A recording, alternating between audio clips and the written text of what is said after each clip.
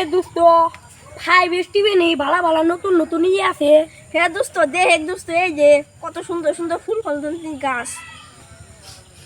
বুঝলাম না দোস্ত কাঁঠালের বাসনা কোন দিকে আসে? দোস্ত সামনে ছায়া দেখ ওটা কি এর কাঁঠালের গাছ। আহা হেদুন তো খাড়ি সর্ষের তেল আমি সাথে লই আই ঘুরি। তোর খালি সরষের তেলের কথা বাদ দে, আমিও কাশি নিয়ে আইছি। আহা কাট বাসনা না তসনা আহা কি বাসনা কাঁঠালটার আহা আরে বাইস্তা তোমরা মুখে তেল লাগাই এনো কি করতেছো? কাঁঠাল গাছ তোমরা এই কাঁঠাল খাওয়ার জন্য মুখে তেল লাগাইলা? জি চাচা। তাই নাকি?